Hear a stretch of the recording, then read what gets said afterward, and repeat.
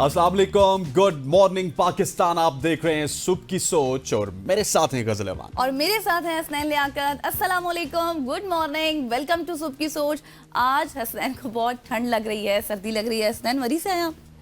बहुत ज्यादा ठंड है आज। असल में मसला ये है कि कल हमारे पास थे सरफराज साहब। कल से मुराद है वर्किंग डे फ्राइडे को। उन्होंने कहा था कि इस दफ़ा बर्फबारी नहीं होगी, बारिशें नहीं होंगी, सर्दी ज़्यादा होगी।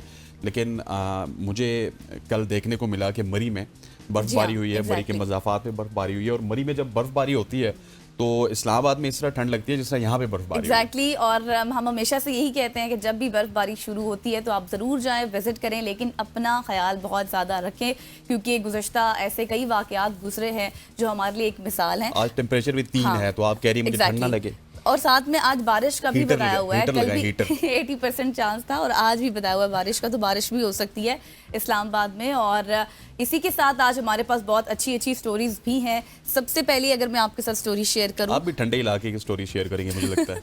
ठंडे इलाके की स्टोरी भी है और स्टोरी भी बहुत मजेदार है, आप सुनेंगे। जैसे हसनैन ने कहा कि ठंडे इलाके की, तो मैं बात कर रही हूँ कश्मीर की, जहाँ कश्मीरी बच्ची की हैरान कुन कामयाबी सामने आई है। कुलसूम बिनते माजिद जो कि कश्मीर से ताल्लुक़ रखती हैं, एक ऐसा कारनामा उन्होंने सरअंजाम दिया है जिसने दुनिया भर में मुसलमानों के दिलों को खुशी और फख्र से भर दिया है। जी हाँ, उन्होंने सिर्फ 25 दिनों में कुरान मजीद हिफ्ज़ कर लिया और एक आलमी रिकॉर्ड भी उन्होंने कायम कर लिया है। उनकी मेहनत और लगन ना सिर्फ उनके ख़ानदान बल्कि पूरी उम्मत के लिए जो है वो एक मिसाल बन चुकी है, जिससे ये चीज़ साबित होती है कि उम्र और वसाइल की कमी किसी भी बड़े मकसद के उसूल में आपको रुकावट नहीं बन सकती है। माशाल्लाह जी। कुलसूम, आपको हमारी तरफ से, हमारे प्लेटफॉर्म की तरफ से बहुत बहुत मुबारक हो। आपने यकीनी तौर पे अपने घर वालों का अपना नाम तो रोशन किया ही किया, लेकिन बहुत ही नेक काम किया उन्होंने। और इस नेक काम को अब कंपीट करने के लिए 24 दिन में कुरान हिफ्ज़ करना पड़ेगा। आप देखिए 25 में उन्होंने कर दिया ना, तो 24 में 22 में 20 में करना पड़ेगा। इससे पहले हम सुनते थे कि कुरान करीम अगर आपने हिफ्ज़ कर रहा है तो 3 साल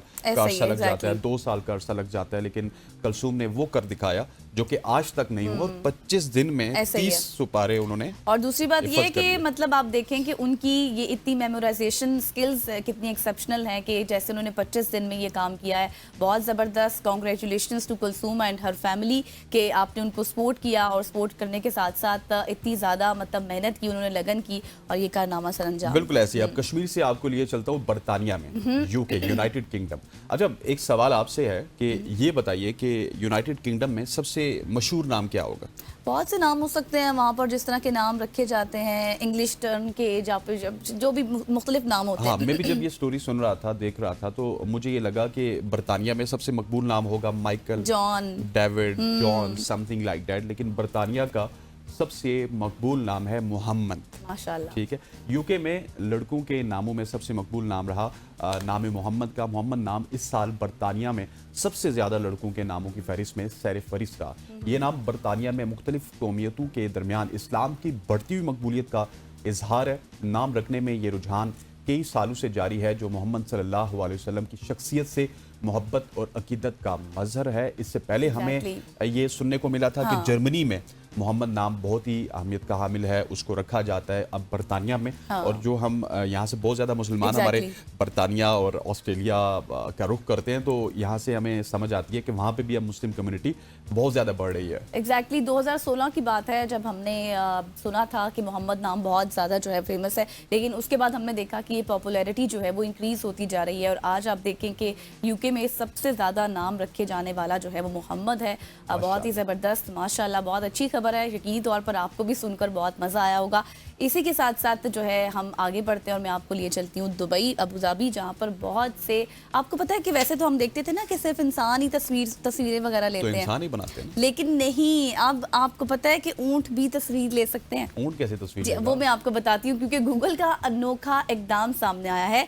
गूगल ने अबू धाबी के सहरा की स्ट्रीट व्यू तस्वीर हासिल करने के लिए, जी हाँ, एक मुनफरिद तरीका इख्तियार कर लिया है, जिसके लिए एक ऊंट का इस्तेमाल किया गया है। रफिया नामी ऊंट ने पहली बार गूगल से ट्रैकर कैमरे को उठाया, ऐसा कैमरा जो आमतौर पर इंसानी मदद से दुश्वार गुजार इलाकों की 360 डिग्री तस्वीर लेता है। लीवा ओआसिस जैसे इलाके में जहां दुनिया के सबसे बड़े रेत के टीले मौजूद होते हैं और ऊंट का इंतखाब कुदरती और माहौल दोस्त फैसला था।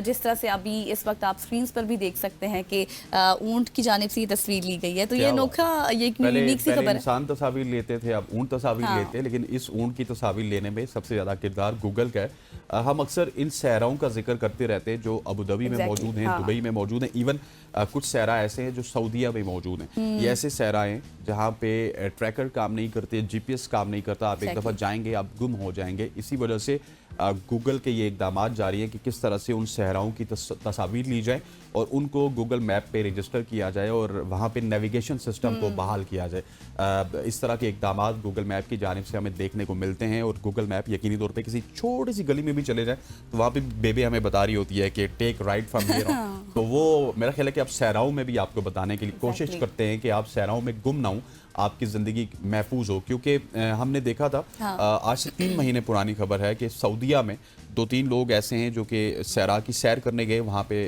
वो लापता हो गए और पता नहीं किधर गए, लाशें वगैरह तो वहाँ पे मिलना बहुत मुश्किल है क्योंकि 1600-1700 किलोमीटर के एरिया से भी मुहित है उनका सहरा, एक बहुत बड़ा सहरा है।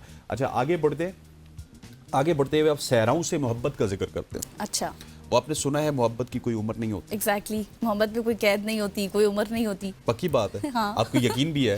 यकीन भी है क्योंकि बहुत सी ऐसी मिसालें हमारे सामने ये वैसे इस स्टोरी से पहले ये फजूल लगता था कि मोहब्बत की उम्र नहीं होती, है ना, लेकिन ऐसी बहुत सी मिसालें हैं जिनको देखकर मुझे भी यकीन आ गया था। उससे पहले मैं भी यकीन नहीं करती थी क्योंकि आपको पता है हमारी शोबिज़ इंडस्ट्री में बहुत से ऐसे एजेड लोग हैं जिन्होंने अब आकर शादियां कर ली। नहीं, वो तो बिल्कुल अलग बात है। शोबिज़ वाले लोग एक दूसरे के साथ काम भी करते हैं, वहाँ पे हो भी सकती है, लेकिन ये जो स्टोरी है ये सुन के गज़ल आपको और पूरे पाकिस्तान को लगेगा कि मोहब्बत की वाकई कोई उम्र नहीं होती। मोहब्बत कभी भी उम्र की कैद में नहीं आती। इसका सबूत 100 साला मर्द और 102 साला खातून ने दिया। 100 और 102, जी हाँ, जिन्होंने दुनिया के सबसे मोमर शादीशुदा जोड़े का रिकॉर्ड कायम किया है। इनकी कहानी हर उम्र के लोगों के लिए एक पैगाम है कि मोहब्बत पाने के लिए कभी देर नहीं होती। ये नई ज़िंदगी की एक शुरुआत होती है और नई ज़िंदगी शुरू करने की ख्वाहिश और खुशी हासिल करने का एक खूबसूरत नमूना है। चाहे ज़िंदगी के कितने ही साल गुजर जाएं, चाहे 100 साल गुजर जाए, अगर आपको मोहब्बत होती है तो आप इस मामर जोड़े से रब्ता कीजिए, इनसे इंस्पिरेशन लीजिए। या फिर रब्ता अगर आप नहीं भी कर सकते तो इनकी इंस्पिरेशन के साथ आप देखिए, साथ उनके पीछे फैमिली मेंबर्स भी मौजूद हैं। फैमिली मेंबर्स भी मौजूद हैं और जिस तरह से सपोर्ट किया गया, क्योंकि उमूमन तो हमने देखा है कि हमारे यहाँ ऐसा होता है कि जब इतनी एज हो जाती है तो कहते हैं कि भाई अब तो ये मरने की उम्र है। हाँ। और अब इस उम्र में इस तरह के हालात जो हैं वो अच्छे नहीं लगते। लेकिन आप देखें कि कितनी इंस्पायरिंग स्टोरी आपको हसनैन ने बताई है और यकीनी तौर पर आप इससे सबक हासिल करेंगे, क्योंकि जैसे हमने स्टार्ट में कहा था कि मोहब्बत में कोई कैद नहीं होती, तो ये चीज़ आपने अब जो है वो इसको देखना है और आगे इसी तरह बढ़ना है। आगे बढ़ते हैं। टेक्नोलॉजी और माइक्रोबायोम्स का कमाल सामने आया है और अब हम आपको लिए चलेंगे स्वीडन, जहाँ के जो साइंसदान हैं उन्होंने बहुत अच्छी रिसर्च की है और रिसर्च करने के बाद उनको ये चीज़ सामने आई है कि किस तरह से हमने अच्छा हसनैन, हमने बहुत बात की एआई की, एआई टीचर्स की बात की, रेस्टोरेंट्स में खाना पकाते हैं, अस्पतालों में जाकर काम करते हैं, टीचर्स भी आ चुके हैं। लेकिन अब जो जदीद एआई सिस्टम तैयार किया गया है जो माइक्रोबायोम्स के हवाले से है और इसमें ये बताया गया कि इसके ज़रिए इंसान की विजिटिंग प्लेसेस का पता लगता है, यानी कि इंसान जहां भी जा रहा है इस एआई के ज़रिए पता चल जाएगा और ये निज़ाम जीपीएस की जगह मखसूस खित्तों के माइक्रो जानदारों यानी कि माइक्रो ऑर्गेनिजम्स की शनाख्त के लिए इस्तेमाल होता है, जो हर इलाके की मुनफरिद माइक्रोबायोम्स को बतौर माइक्रोबेल फिंगरप्रिंट्स इस्तेमाल करते हैं। ये रिसर्च ना सिर्फ साइंसी दुनिया में इनकलाबी तब्दीली ला रही है बल्कि क्राइम इन्वेस्टिगेशन और सेहत के शोबे में भी नए इम्कानात पेश करती है। मतलब आप जहाँ पे भी जाएंगे गूगल आपको सर्च कर लेगा एआई की मदद से। ऐसा ही है। इससे पहले हमने ये भी बात की थी कि वो हमारे वो जो भी बैक्टीरिया वगैरह होगा उसको भी वो ट्रैक कर लेगा। अब ये है कि हम जहाँ जाएंगे वो भी एआई देख लेगा। ये पाकिस्तान में नहीं हो सकता। पाकिस्तान में नहीं हो सकता, लेकिन आने वाले दिनों में इंटरनेट ही नहीं होता। आपको पता है आपका इंटरनेट बंद हो जाए तो आपका जीपीएस बंद हो जाता है। आपका जीपीएस बंद हो जाए तो आप रास्ते में खो जाते हैं। तो पाकिस्तान में ये चीजें तो बहुत ज्यादा होती हैं। हर दूसरे तीसरे दिन हम देखते हैं व्हाट्सएप बंद होता है, जीपीएस बंद हो जाता है, यूट्यूब बंद होती है, इवन आपके तो सिग्नल ही नहीं आते। तो आप पाकिस्तान में एआई टेक्नोलॉजी जितनी भी है दूर दूर तक तसव्वुर नहीं कर सकते आप, दूर दूर तक उसको कोई तसव्वुर नहीं होता जी। और बिल्कुल ऐसे ही है। लेकिन आपने जब जीपीएस की बात की तो मुझे एक और स्टोरी याद आ गई। अच्छा, जीपीएस, ट्रांसपोर्टेशन और सब interlink है, टेलीपोर्टेशन, हाँ। ये तमाम तर चीज़ें इंटरलिंक हैं। और अब Exactly. साइंसदान कर क्या रहे हैं? साइंसदान टेलीपोर्टेशन की तरफ जा रहे हैं और ये एक ख्वाब नहीं है।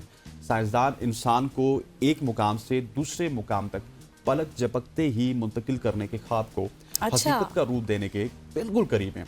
हालिया क्वांटम रिसर्च ने डाटा की मुंतकिली में आम पेशरफ सामने आई है, जिससे इंसानों के एक मुकाम से दूसरे मुकाम तक उनको मुंतकिल करने तक का जो सफ़र है वो एक पलक झपकते ही उस सफ़र को उन्होंने तय करने का सोचा है। इस हवाले से तहकीकात जारी है और बहुत सारे साइंसदान इस पे रिसर्चेस कर रहे हैं। और ये जो पलक झपकते ही मुंतकिल होने का ख्वाब है, अब साइंसी फिक्शन से निकल के हकीकी ज़िंदगी में दाखिल हो रहा है। अगरचे ये रिसर्च अभी बहुत ही इनिशियल स्टेजेस पे है, लेकिन ये मुस्तकबिल में नक्लो हमल के मुकम्मल तौर पर तब्दील कर सकती है। और ये वैसे होगा कैसे? लेकिन इसमें बहुत से साइंटिफिक हर्डल्स भी आएंगे अगर आप अभी यहाँ पे हैं और पलक झपकते ही आप अमेरिका में हो। हाँ, देखिए मतलब हाउ इज इट पॉसिबल? अजीब सी बात लगती है। नहीं, आज से 10-15 साल पहले जब स्काइप पे आप कॉल नहीं कर सकते थे, व्हाट्सएप पे आप कॉल नहीं कर सकते, तो आप कहते थे कि खतो किताबत चलती है या फिर टेलीफोन पे काम चलता है, या उससे पहले तो खतूत चलते थे। ऐसे ही है। अब आप स्काइप पे लोगों को तो देख सकते हैं। हाँ। सो इसी तरह से ये teleportation is kind of thing जिसमें आप एक जगह से दूसरी जगह पे मुंतकिल हो सकते हैं। और ये विजुअल्स भी आपको नजर आ रहे हैं किस तरह से उसके ऊपर काम हो रहा है। हाँ, लेकिन ये है कि वही बात है कि इसमें अब बहुत से साइंटिफिक हर्डल्स भी होंगी, किस तरह से ये पॉसिबल होगा और पाकिस्तान में होगा या नहीं होगा, वो ये आई वाली बात है कि वो इंटरनेट के मसाइल बार बार आ जाते हैं। जिस भी टेक्नोलॉजी की तरफ हम बढ़ते हैं, कोशिश करते हैं, सोचते हैं, तो सबसे पहला सवाल माइंड में आता है इंटरनेट के हवाले से कि अगर वो चलेगा। हमारे यहाँ एक और काम हो सकता है कि लेट्स सपोज ये टेलीपोर्टेशन को अप्लाई किया जाए, एक बंदे को या एक जगह से दूसरी जगह ट्रांसफर करना, उसको जो ही टेलीपोर्टेशन की टेक्नोलॉजी के तहत आपने ट्रांसफर करने की कोशिश की, इंटरनेट चला गया और वो सारा मामला वहीं पे रह गया। नहीं, वो बंदा के खला में फंस गया, समथिंग लाइक दैट हो सकता है पाकिस्तान में। एग्जैक्टली। तो ये सूरत हाल है, दुनिया जिस तरह से तरक्की कर रही है और हम फिर पीछे जा रहे हैं। इसी तरह जिस तरह से हसनैन ने आपको बताया, इससे पहले वाली स्टोरी भी हमने शेयर की, जैसे हमने कहा कि तमाम चीज़ें इंटरलिंक है, तो आपको एक और बात बताती हूँ कि बसारत बहाल करने वाली बायोनिक आंख भी अब आ गई है। मेलबर्न की मोनाश यूनिवर्सिटी के रिसर्चर्स ने 10 साल की मेहनत से एक बायोनिक विजन सिस्टम तैयार किया है जो नाबीना अफराद की बसारत बहाल कर सकता है। और मतलब ये इस तरह के है कि आप कह लें कि एक मसनूई आंख है और ये सिस्टम कैमरे से ली गई तस्वीर को दिमागी इम्प्लांट्स के ज़रिए रोशनी के धब्बों में तब्दील करता है, जो नाबीना अफराद को चीज़ों की शनाख्त और हरकत करने में मदद देता है। और ये टेक्नोलॉजी ना सिर्फ बिनाई की बहाली में कारआमद साबित होगी, बल्कि न्यूरोलॉजिकल मसाइल जैसे फालिज के इलाज में भी इस्तेमाल हो सकती है। अगर देखा जाए तो ये एक अच्छी अचीवमेंट है, अगर क्योंकि आँख एक बहुत बड़ी नेमत है, अगर आप नहीं देख पाते तो बहुत सी मुश्किलात होती हैं। और इस तरह से साइंटिस्ट ने रिसर्च करके ये चीज़ निकाली है, तो आप इसको अप्रिशिएट करें और ये एक बड़ी अचीवमेंट है उनकी। नाबीना अफराद के लिए ये बहुत बड़ा तोहफा होगा अगर इसके ऊपर इम्प्लीमेंटेशन स्टार्ट हो जाए। लेकिन आज की स्टोरीज के बाद मुझे ये पता चल रहा है कि दुनिया एक पैरेलल यूनिवर्स में चल रही है और पाकिस्तान एक पैरेलल यूनिवर्स में चल रहा है। यहाँ पे है कि इसको बंद कर दो, इसको निकाल लो, ये धरने खत्म कर दो, कंटेनर्स लगा दो, इंटरनेट बंद कर दो, जीपीएस बंद कर दो, 4G बंद कर दो, AI बंद कर दो, 5G बंद कर दो। लेकिन दुनिया एक पैरेलल यूनिवर्स में चल रही है। और ये जो दुनिया की खबरें हम जब भी पेश करते हैं तो हमें खुशी थोड़ी ज्यादा होती है कि दुनिया कम से कम कोई अच्छे काम शुरू कर रही है। exactly. आगे बढ़ते हैं और आगे हम आपको बताएंगे एक इंटरेस्टिंग स्टोरी जहाँ पे मुश्किलात और वसाइल की कमी किसी भी जगह पे होती है। हमारे यहाँ ज़्यादा इसका रोना रोया जाता है कि हमारे पास बहुत मुश्किलात हैं, वसाइल नहीं हैं, गवर्नमेंट सपोर्ट नहीं कर रही, लेकिन वसाइल की कमी किसी ख्वाब को पूरा करने से रोक नहीं सकती। Exactly, that is very true. और बल्कि ये जो मुश्किलात होती हैं ये आपको बहुत सारी चीज़ें सिखाती हैं और वसाइल की कमी के बावजूद आप अपने ख्वाब की तकमील के लिए उसके लिए भरपूर मेहनत करते हैं, उसको पूरा करने के लिए आप उसकी कामयाबी के लिए बहुत मेहनत करते हैं। और इसी तरह की मेहनत हमने देखी है 11 साल बच्ची जिसने अपने पाँव के ऊपर, उसके पास जूते नहीं थे, कुछ चीज़ें नहीं थी, उसने कुछ कपड़ों के साथ अपने पाँव को बांधा और दौड़ लगाई। और 11 साल बच्ची ने नंगे पाँव दौड़ लगा के वो चैंपियन बनी हैं। और उन्होंने सिर्फ दौड़ नहीं लगाई बल्कि पाँव पर पटिया बांध के, जैसा मैंने आपको बताया, और 3 तलाई तमगे भी उन्होंने जीते हैं। बच्ची की कहानी जज्बे और मेहनत की लाजवाब मिसाल है जिसने दुनिया को ये पैगाम दिया है कि मुश्किलात और वसाइल की कमी भी किसी ख्वाब को हासिल करने से रोक नहीं सकती और इनकी कामयाबी लाखों लोगों के लिए एक तहरीक बन चुकी है। और यकीनी तौर पे हमारे यहाँ जो गिला किया जाता है, गवर्नमेंट सपोर्ट नहीं करती, मीडिया सपोर्ट नहीं करता, वालिदैन Exactly. सपोर्ट नहीं करते, उनके लिए ये बच्ची जिंदा मिसाल है।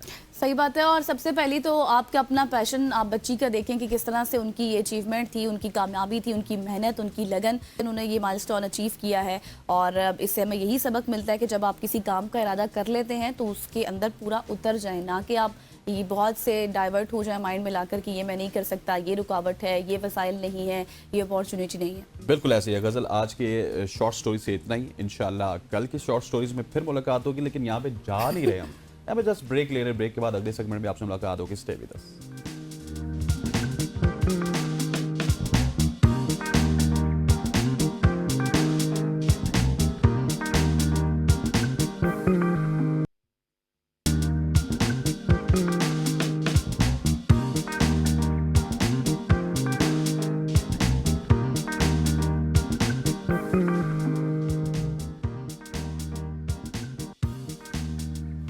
Welcome back after the break. और इससे पहले हम शॉर्ट स्टोरीज आपके साथ शेयर कर रहे थे। अब कुछ बात करेंगे इंपॉर्टेंट सेगमेंट में कौमी वोटर्स डे के मौका पर, जो कि गुज़श्ता दिनों में था। उसके बाद free and fair election network यानी कि फाफिन ने एक जामे रिपोर्ट जारी की है और रिपोर्ट में आम इंतखाबात 2024 के दौरान वोटर्स की शिरकत का ये तज्जिया किया गया है। और इस बार सबसे ज़्यादा वोटर्स ने अपना हक की राय दही इस्तेमाल किया है। ताहम अगर हम टर्न आउट की बात करें तो उसमें कमी थोड़ी सी देखने में आई है। ख़वातीन वोटर्स की तादाद में नुमाया इजाफा हुआ। और इंटरेस्टिंग चीज़ ये है इसमें कि दही इलाकों में टर्न आउट शहरी इलाकों के मुकाबले में ज़्यादा रहा है। यानी कि दही इलाकों में जो औरतें थी, ख़वातीन थी, उनकी जानिब से भी बहुत ज़्यादा वोट जो है वो कास्ट किए गए हैं इलेक्शंस 2024 में। बिल्कुल ऐसी है। इलेक्शन 2024 के हवाले से जिस तरह ये कहा जाता है कि शहरी इलाकों में टर्नआउट नहीं हुआ, क्योंकि शहरी इलाकों में बंदिशें बहुत ज़्यादा थी, तकालीफ लोगों को बहुत ज़्यादा थी। इवन हमने देखा था कि एक स्पेसिफिक जमात थी, उसके पोलिंग एजेंट्स एक तरफ बिल्कुल साइड पे बैठे होते थे, दूसरी जमातें साइड पे बैठी होती थी और बहुत सारे मसले मसाइल थे। उन मसले मसाइल के बावजूद ख़वातीन वोटर्स निकली हैं, मर्द वोटर्स नहीं निकली। इसमें मेरा ख्याल है कि इलेक्शन में जब लोग बाहर नहीं निकलते तो उसका सबसे बड़ा आपका अमल दखल यही होता है कि वो सिस्टम पे एतमाद नहीं कर रहे होते।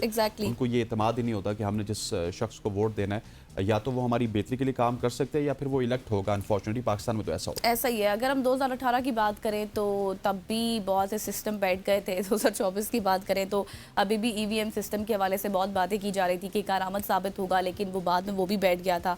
तो ऐसे बहुत से मसाइल थे। लेकिन इंटरेस्टिंग इसमें हसनैन मुझे ये चीज़ लगती है कि अगर दही इलाकों में ख़वातीन बाहर निकली हैं तो इट मीन्स कि वहाँ पर इतना शऊर उनको समझ है कि वहाँ से ख़वातीन बाहर निकली हैं। क्योंकि आपको पता है दही इलाकों में तो उस तरह से कैंपेन्स वगैरह भी नहीं होती। कैंपेन नहीं होती, लेकिन उस तरह से मैं समझता हूँ कि गवर्नमेंट का जोर दही इलाकों में नहीं होता जिस तरह से हमने शहरों में देखा है। शहरों में क्योंकि इतनी ज्यादा कम्युनिटी स्ट्रांग नहीं होती, वहाँ पे कम्युनिटी बहुत ज्यादा स्ट्रांग होती है, लोग इंटरलिंक होते हैं, फैमिलीज इंटरलिंक होती हैं। उस इंटरलिंक होने की वजह से शायद लोग वहाँ पे ज्यादा निकले। ये तो हम हमारे जो मेहमान होंगे उनसे जरूर पूछेंगे कि दही इलाकों में क्यों टर्नआउट ज्यादा रहा, शहरी इलाकों में क्यों टर्नआउट कम रहा। और फिर ख़वातीन के हवाले से एक बहुत हौसला अफजा है, क्योंकि पहले हम देखते थे ना ख़वातीन निकलती ही नहीं थी वोट के लिए। वो तो कहती थी कि हमारा काम है घर में बैठना, खाना पीना करना और मर्दों का काम है वोट देना।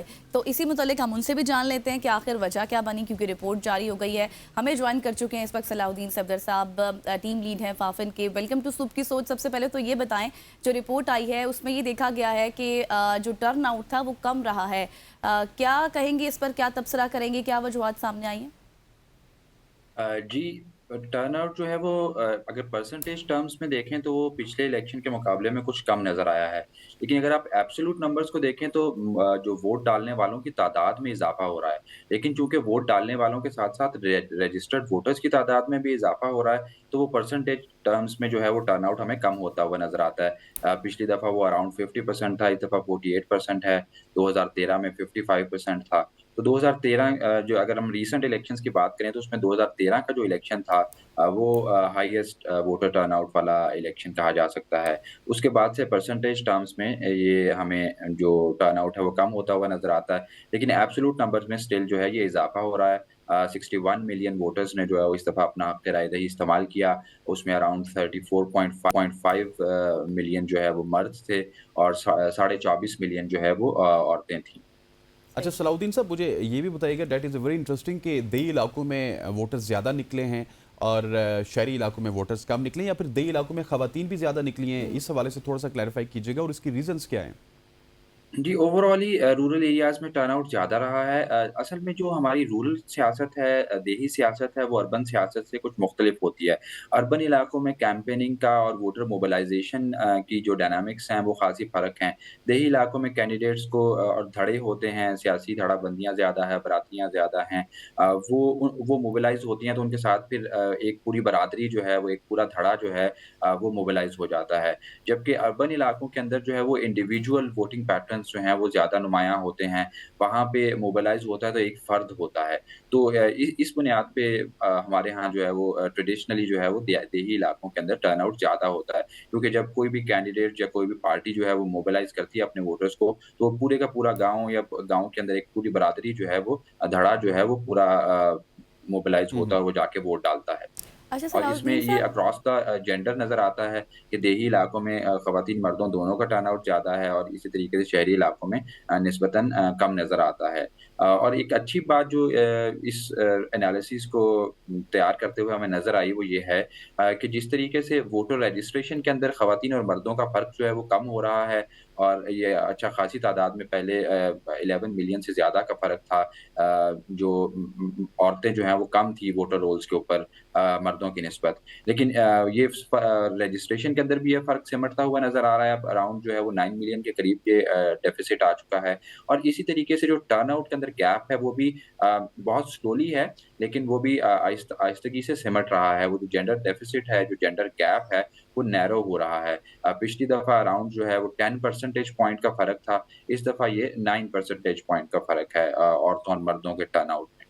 अच्छा सलाउद्दीन साहब, एक चीज़ इसमें ये फैक्टर भी है कि क्या ये समझें कि एक जमहूरी सोच से या फिर जमहूरी अमल से जो है वो दूर हो रहे हैं। दूसरा ये कि जिस तरह आपने कहा कि ख़वातीन वोटर्स की जो तादाद थी वो दही इलाकों में भी हमें ज़्यादा नज़र आई है, लेकिन इट इज़ वेरी अनफॉर्चुनेट हम देख रहे हैं कि उस तरह से ख़वातीन के हुकूक पर काम नहीं किया जाता जिस तरह से ख़वातीन वोटर्स के लिए मतलब वोट देने अपने घरों से बाहर निकली हैं, वो भी दही इलाकों में।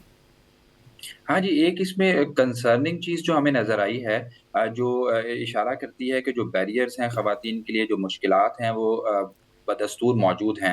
अब वो ये है कि ऐसे पोलिंग स्टेशंस जहाँ पे कोई औरत वोट डालने नहीं आई उन ऐसे पोलिंग स्टेशंस की तादाद में इज़ाफ़ा हुआ है।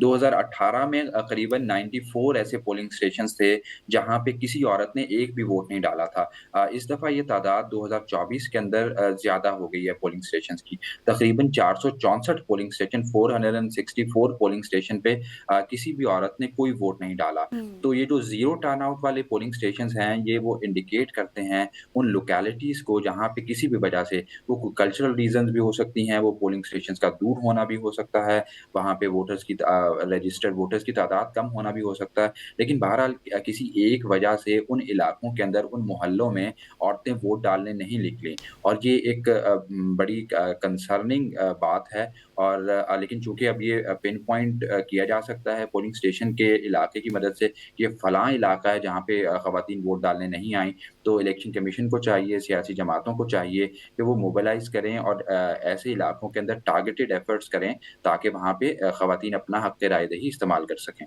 अच्छा सलाउद्दीन साहब, मुझे ये बताइएगा कि शहरी इलाकों में टर्नआउट की कमी क्यों रही? यहाँ पे शऊर भी ज़्यादा है, तालीम भी ज़्यादा है। क्या इसमें इंतखाबी मसाइल थे या फिर इनका एतमाद सिस्टम से उठता जा रहा है?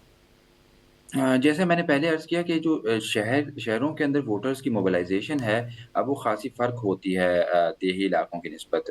एक वजह तो यही है कि देहातों के अंदर पूरी बरादरी मोबिलाइज़ होती है, धड़ा मोबिलाइज़ होता है तो जब एक देहात वोट डालने निकलता है तो वहाँ पे एक फ़र्द मोबिलाइज़ नहीं हो रहा होता है। शहरों के अंदर आपको ज़्यादा मेहनत करनी होती है कैंडिडेट्स को और दूसरी वजह ग़ालिबन जो है वो उसके कुछ ख़ास हमारे जो कॉन्टेक्सचुअल हालात थे इस जनरल इलेक्शन के, वो भी एक वजह हो सकती है कि एक डिसएंगेजमेंट जो है वो हमें अर्बन इलाकों में नज़र आई इस 2024 के इलेक्शंस हुँ। में। सही। अच्छा सलाउद्दीन साहब, आपने को नहीं लगता कि इसमें की फैक्टर ये भी है जैसे कि हुकूमत और बहुत सी जमातें हमने देखा कि वो कुछ चीज़ें इंट्रोड्यूस कराती है जैसे कि ईवीएम सिस्टम के हवाले से पहले बहुत बातें की गई थी, लेकिन बाद में जब इलेक्शंस होते हैं तो हमने माजी में भी देखा, इस बार भी देखा कि वो बाद में फिर बैठ जाते हैं, तो इससे भी बहुत ज़्यादा प्रॉब्लम हुई है शहरियों को।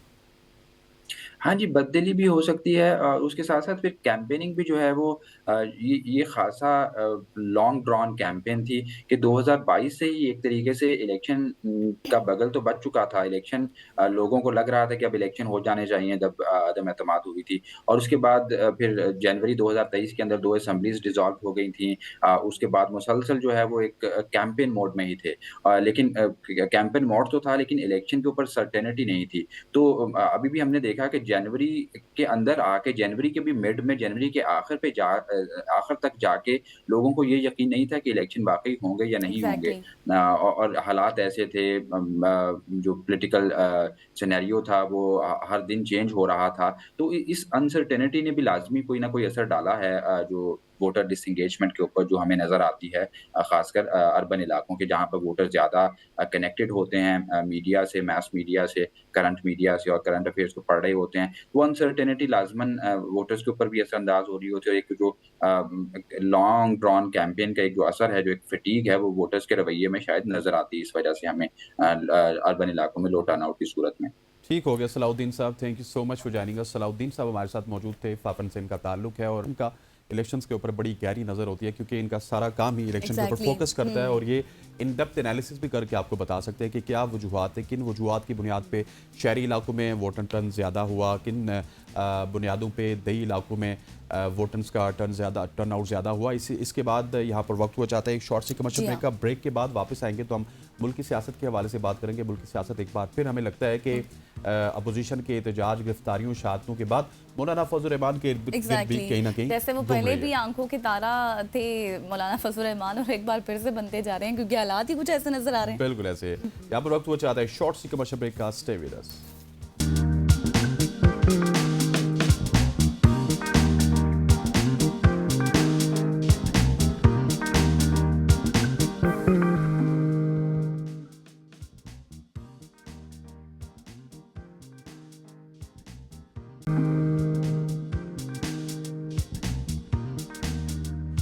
Welcome back after the break और अब हम बात करेंगे मुल्की सियासत के ऊपर क्योंकि अपोजिशन के एहतजाज, गिरफ्तारियों, शहादतों और मुज़ाकरात के हवाले से मुख्तलिफ दावे सामने आ रहे हैं क्योंकि तहरीक इंसाफ के रहनुमाओं के बयानात और उसके साथ साथ मुख्तलिफ सियासी जमातों के किरदार ने अवाम के जहनों में कई सवालात खड़े कर दिए हैं। दूसरी जानिब अगर बात करें एक और अहम खबर भी है, उस पर मुतालिक बात करेंगे जिसमें 2019 में हुकूमत और इत्तेहाद तंजीमात मदारस के दरमियान तय पाने वाले मुआहदे का मंजर आम पर आना शामिल है। इस मुआहदे के तहत दीनी मदारस को वजारत तालीम से मुंसलिक करने की शर्त रखी गई थी जिस पर 29 अगस्त 2019 को दस्तखत किए गए थे और ये तमाम तर बातें हैं क्योंकि अब मौलाना फजल रहमान भी जो है वो काफ़ी नाला नज़र आ रहे हैं और इस्लामाबाद आने का भी कह रहे हैं अगर दस्तखत नहीं किए जाते। बिल्कुल ऐसे। इसी हवाले से पहले मौलाना फजल रहमान साहब का एक शॉट है, फिर हम अपने गेस्ट की तरफ चलेंगे। पहले शॉट सुनते हैं। मैं आपको ये भी बताना चाहता हूं कि पहले तो ये तरमीमी बिल हमसे छुपाया जा रहा था, फिर हमें कहा जा रहा था 9 घंटे के अंदर अंदर पास करना है, हमें धमकियां मत भेजा करो, धमकियों से हम डरते नहीं, और अब उस पर दस्तखत करने में आप शरीक नहीं हो रहे। ये क्या है? ये बदनीयती है या नहीं? ये धोखा है या नहीं? ये फ्रॉड है या नहीं? और अगर हमने आने का फैसला किया, हम वो लोग नहीं हैं कि इस्लामाबाद की तरफ आएंगे तो तुम हमारा रास्ता रोक सकोगे। जी, तो इसी के ऊपर बात करने के लिए हमारे साथ मौजूद है सीनियर तजिया का सीनियर सहाफ़ी शौकत पराचा साहब। पराचा साहब, thank you so much for joining अस। सबसे पहले आपको गुड मॉर्निंग कहेंगे। मौलाना साहब से एक तरफ मुलाकातें तो सबकी हो रही हैं, गवर्नमेंट की भी हो रही हैं, कुछ ऐसे नुमाइंदे हैं उनकी भी हो रही हैं जो कि पैगाम रसानी का काम करते हैं, लेकिन इस तकरीर में मौलाना साहब बड़े फ्रंट फुट पर नजर आ रहे हैं और इस्लामाबाद आने की धमकी भी दे रहे हैं। ये क्या वजह है? बहुत शुक्रिया। Good morning. मौलाना साहब एक सियासतदान है और मंजे हुए सियासतदान है, पाकिस्तान की सियासत की बारीक बीनियों से बखूबी वाकिफ हैं। उनको मालूम है कि क्या बात किस मौके पर, किस लहजे में और किसके लिए करनी है। तो ये जो एक मिक्स है मौलाना साहब के पास इस फन का, उसका भरपूर इज़हार कर रहे हैं। बुनियादी तौर पर मौलाना साहब परसों जो उन्होंने बात की थी कि कल ऐलान करेंगे इस्लामाबाद में एहतजाज का, ये एक दिन की मोहलत देते हैं, तो मैं फिर कहूंगा कि मौलाना साहब एक सियासतदान है। मौलाना साहब अपनी कम्युनिटी को बखूबी जानते हैं। उनको मालूम है कि कब क्या बात करनी है। उनका ऑडियंस भी उनको जी इस तरह की बातें। शुक्र साहब, आपको आवाज आ रही है? रास्ते खुले रखते हैं, सियासी रवाबत पे यकीन रखते हैं। प्राय साहब, आपको आवाज आ रही है? और जी जी जी प्राय साहब, नेट में जी distortion थी, आवाज आ बताइए। रही है? जी जी, आपकी तरफ से आवाज रुकती थी, बताइएगा। मैं आपसे गुजारिश यही कर रहा राज साहब इस वक्त था, तो तकरीर का अपना एक अंदाज होता है, लेकिन वो सियासतदान है और मौलाना साहब सियासतदान की हैसियत से सियासी दरवाजे खुले रखते हैं। अच्छा पराचा साहब, आप नहीं देख रहे कि अब हुकूमत जिस तरह से बदनीयती कर रही है, पहले डील के तहत कहा 26वीं आने तरमीम के हवाले से, और जब वो उस पर राजी हो गए और ये एक मेन शर्त थी, अब इस तरह से मसाइल भी बताए जा रहे हैं। कल भी नवाज शरीफ और जो शहबाज शरीफ हैं उनकी भी आपस में बातचीत हुई है। अब इजलास का भी कहा जा रहा है कि मुशावरत से होगा। एक तरफ हुकूमत के ही रहनुमा कहते हुए नजर आ रहे हैं कि मामला हल हो जाएगा। यही मैं आपसे बात कर रहा हूँ। जब मैंने बार बार सियासी रवाबत की बात की तो मेरा यकीनन यही इशारा था इन्हीं डेवलपमेंट्स की तरफ के जी जी फिर इजलास तो है ना, बुलाया गया है कल का इजलास भी। और मौलाना साहब के देखें, जब आपके राब्ते रहते हैं, जब आपकी बातचीत है तो रास्ते निकलते हैं। यही मौलाना साहब की खूबी है। मैंने तो 19 में भी उनकी पॉलिटिक्स देखी है। जनरल जी लीडर 17वीं तरमीम फिर भी पास की पूरी पार्लियामान ने। तो लिहाजा जब आप राब्ते रखते हैं, रास्ते बरकरार रखते हैं, तो फिर मामला आगे बढ़ते हैं। हुकूमत के जो लोग ये बात कर रहे हैं, यकीनन कहीं ना कहीं कोई ना कोई हुकूमत के अंदर भी तहफ़्फ़ुज़ात होंगे जिसकी वजह से ये बिल रुका हुआ है, और मौलाना साहब के भी तहफ़्फ़ुज़ात अपनी जगह पर हैं। तो बातचीत के जरिए ही मामला हल होगा और मैं इसी की तवक्को करता हूँ। अच्छा प्राय साहब, फैसल वाडा की अगर बात की जाए तो उन्होंने भी मौलाना फजल रहमान साहब से मुलाकात की है, और वाडा साहब बहुत ज़्यादा एक्टिव नज़र आ रहे हैं। कोई खान साहब की हमदर्दी भी जाग उठी है। अब वो, मुझे लगता है कि सबसे ज़्यादा हमदर्द इमरान खान के फैसल वाडा ही हैं। उनके एक एक्टिवनेस के पीछे क्या आपको नज़र आती है? क्या वजह है कि एग्जैक्टली वो इतनी ज़्यादा एक्टिव हैं? फैसल वाडा साहब इंतहाई करीबी साथी रहे हैं इमरान खान के। तो इसमें तो कोई शक नहीं है कि वो जानते हैं कि क्या सिस्टम के हवाले से भी आपको एक्टिव नजर आ रहे हैं। वो हुकूमत की मुखालफत भी कर रहे होते हैं, वो पीटीआई की मुखालफत भी कर रहे होते हैं, लेकिन साथ साथ ये जो नए रवाबत की आप बात कर रहे हैं, इसमें यकीनी तौर पर जो कल उन्होंने थोड़ी सी बात की भी सही, उन्होंने कहा कि मैं सबको एक टेबल पे बिठाना चाह रहा हूँ ताकि इस मुल्क के मसाइल का हल निकाला जा सके। अब इस टकराव की सियासत में जहाँ खुदा न खास्ता लाशें गिर रही हों, की सियासत को किसी ने किसी तरीके से तो थोड़ा बहुत स्टेबल करना है, और उस स्टेबल करने में अगर MQM, Muslim League, PTI, People's Party, JUI, यही हमारे मेन स्टेक होल्डर्स हैं पॉलिटिक्स के। अब इनको अगर कोई आदमी कहीं ना कहीं, बड़ी बड़ी बड़ी बड़ी खबर थी जब फैसल वाडा साहब जाकर मौलाना फजल रहमान साहब से, यानी उस दिन की ये सबसे बड़ी खबर थी। अदरवाइज ये सोचा नहीं जा सकता कि फैसल वाडा साहब का क्या काम मौलाना फजल रहमान साहब के पास। लेकिन वो बिलावल भुट्टो जरदारी से भी मिल के आए थे हुकूमत के खिलाफ। अच्छा पराचा साहब, आप नहीं समझते जिस तरह से एक हुकूमत के spirit है ऊपर भी जिसका एक कल तनकीद MKM की के जा रही रहनुमा- है, एक हुकूमत के ऊपर भी तनकीद की जा रही है, और फिर मुलाकातें भी हो रही हैं, तो आप समझते हैं कि कुछ बड़ा होने वाला है? क्योंकि कल फैसल वाबदा ने खुद ये कहा कि इमरान खान के मैंडेट को तस्लीम भी करना होगा। नहीं, उन्होंने सबके बात की थी कि जो जिसका मैंडेट है तस्लीम करना होगा। देखें, कुछ बड़ा का क्या मतलब, क्या नूली को निकाल कर किसको फिर हुकूमत, क्या पीटीआई को हुकूमत? पीटीआई खान साहब को सबसे पहली प्रायोरिटी, वो खुद कहते हैं उनकी रेड लाइन या तरजीह जो है वो तो खान साहब है। अब खान साहब के हवाले से जो अलीमा खान ने बात की है, एक बड़ी इंपॉर्टेंट है। अलीमा खान ने कहा कि पेशकश आई थी कि आप संगजानी बैठ जाएं, संगजानी से आगे डी चौक की तरफ ना आए तो हम खान साहब को रिहा कर देंगे। और उसकी तस्दीक कल मेरे शो में रूबरू में सरदार लतीफ खान खोसा ने भी की। उन्होंने कहा कि मैं पेशावर में था जब ये बातचीत हो रही थी, हुकूमत की तरफ से ऑफर आई कि 20 दिन में खान साहब को रिहा कर देंगे, लेकिन आप संगजानी से आगे ना आए। लेकिन बुशरा बेगम ने कहा कि मेरी बात करवाओ, बात नहीं होगी तो हम ये बात नहीं मानेंगे, और अल्टीमेटली वो फ्लॉप हो गया था। मौका जो है वो पीटीआई ने लूज कर दिया। वो मुज़ाकरात हो जाते, टेबल टॉक्स हो जाती, वो उनकी रिहाई हो जाती। फोरम आगे हैं, जिन फोरम्स पे बात हो रही है, फर्ज किया आईनी तरमीम की 26वीं आईनी तरमीम पे पिटीशन आई हुई है, वो 9 मई पे पिटीशन आई हुई है, मुबैना धांधली के खिलाफ पिटीशन आई हुई है। आज से ये केसेस भी लग रहे हैं ना सुप्रीम कोर्ट। तो प्लेटफॉर्म्स हैं, फोरम्स हैं, प्रॉपर फोरम्स पे प्रॉपरली ये चीजें टेकअप हो रही हैं। अच्छा पराग साहब, जो आपने कहा ना कि हुकूमत तो तब्दील नहीं कर सकते, लेकिन एक चेहरा तब्दील करने की खबरें आ रही हैं कि शायद बिलावल भुट्टो को तब्दील किया जा सकता है, एज ए प्राइम मिनिस्टर उनको हम दे सकते हैं। मोहसिन नकवी का नाम लोग ले रहे हैं। इस हवाले से क्या सिर्फ मार्केट में मुतज़ाद खबरें आ रही हैं, क्या हकीकत भी कुछ है इस हवाले से?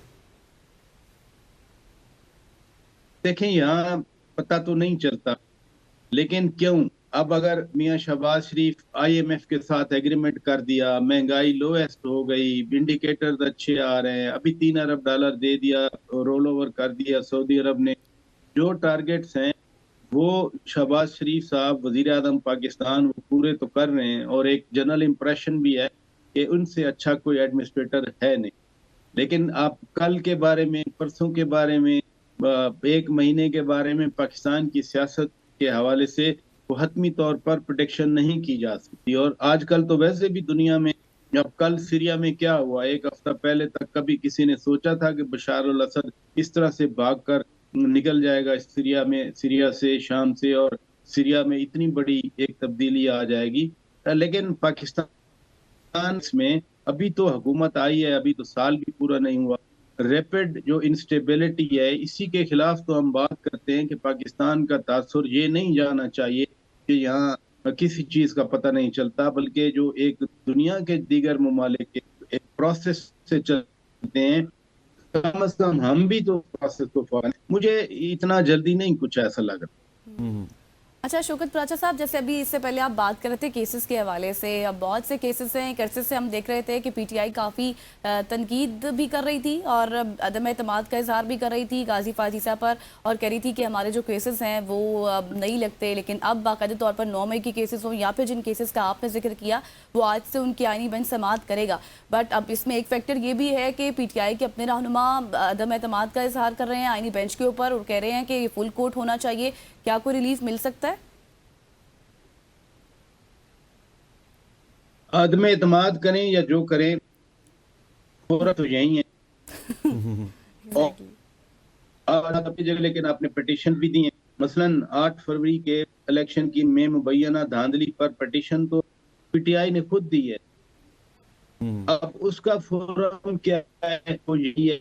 आपने पिटीशन दे तरमीम के खिलाफ, 26वीं तरमीम की वजह से मौजूदा चीफ जस्टिस ऑफ पाकिस्तान बने, या अफरीदी साहब की बात कर रहा हूँ। 26वीं तरमीम की वजह से आईनी बेंच बना, जो आईनी बेंच अब चीजों को टेकअप करेगा। तो जहां जो प्लेटफॉर्म आपको दस्तयाब है, आप उसी प्लेटफॉर्म के खिलाफ बात करते हैं, लेकिन आप रिलीफ लेने भी उसी प्लेटफॉर्म पे पहुंच जाते हैं। मसलन नैब तरमीम आई थी, उसमें कुछ जब रिलैक्सेशन हुई तो वही रिलैक्सेशन सीख करने के लिए पिटीशन दे दी गई। ये पॉलिटिक्स है। मैं आपका बात करूं, फोरम यही है, सुप्रीम कोर्ट यही है, आईनी बेंच यही है। इसको कॉन्स्टिट्यूशनल प्रोटेक्शन नहीं बल्कि कॉन्स्टिट्यूशन की वजह से ये आईनी बेंच बना है, ये आइन है। तो यही फोरम है, इसी से ही आपको रिलीफ मिलना है या अदरवाइज जो भी फैसले हो। अच्छा पराग साहब, हमने देखा है कि जब से पाकिस्तान तहरीक इंसाफ का आखिरी जो धरना है वो ख़त्म हुआ, उसके बाद से तहरीक इंसाफ काफ़ी मुश्किलात का शिकार भी है, बैकफुट पे नज़र आती है। कुछ रहनुमाओं की गिरफ्तारी भी हुई, उमर अयूब साहब को गिरफ्तार किया गया था, लेकिन मसला ये है कि उनका जो बयानिया है वो अब हमें उस तरह बढ़ता हुआ नजर नहीं आता। पहले जब धरना खत्म होता था तो अगले धरने की तारीख आ जाती थी। तो पीटीआई बैकफुट पे क्यों चली गई है? इसलिए कि ये जब फाइनल कॉल की बात हुई तो फाइनल कॉल के हवाले से भी बहुत सारे लोगों को पीटीआई के अंदर रिजर्वेशन थी।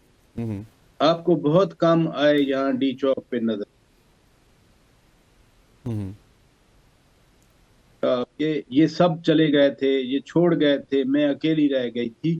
ये कितनी बड़ी बात है। एक लीडर जो लीड करके आ रही थी वो ये कह दे कि देखें जी मैं तो अकेली खड़ी थी, ये तो सारे छोड़ के चले गए थे, और फिर अली अमीन खान ऊपर से कहें कि नहीं नहीं मैं इनको साथ लेके गया।